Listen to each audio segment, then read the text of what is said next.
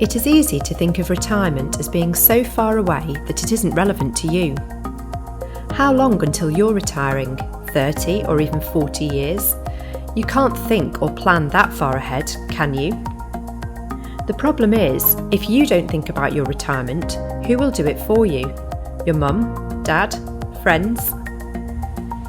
Saving for retirement these days is a big job. We're living longer, and this means we need to save a bigger amount overall than previous generations, or retire much later.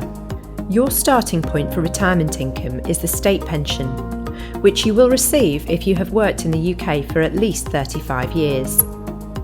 For most people, this isn't enough to comfortably live off once they stop work.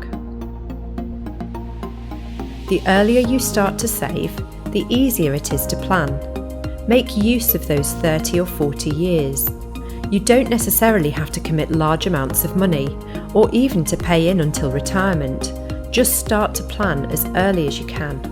It can be tempting to delay saving until it is easier, more affordable, or retirement is closer.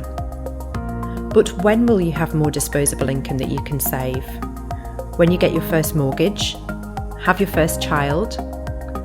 Life's financial priorities don't get any easier, just different. And the later you leave it to start, the bigger the job of catching up missed years of saving becomes. Here we show an example of someone who has a total of £190 per month going into their pension from their own payments and their employer. As you can see, the difference of starting paying in from age 25 or leaving it to age 45 is huge.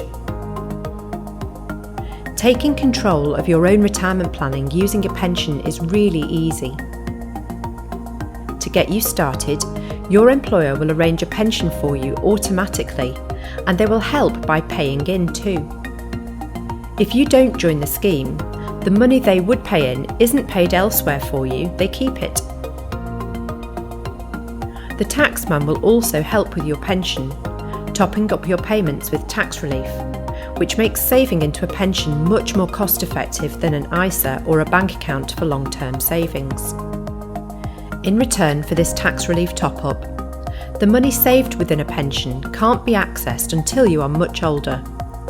This can be a good thing, as you can't be tempted to take money out for other things. Once you join your employer's scheme, you can go online to understand how much your income is likely to be when you retire.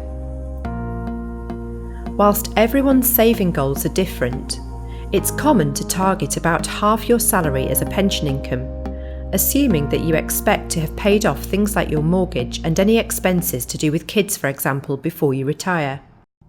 If you expect that this might be different for you, for example, you plan to rent your home and carry on renting in retirement, then you will want to target a higher pension income, as your expenses won't reduce as much in retirement. If you are already saving enough, great.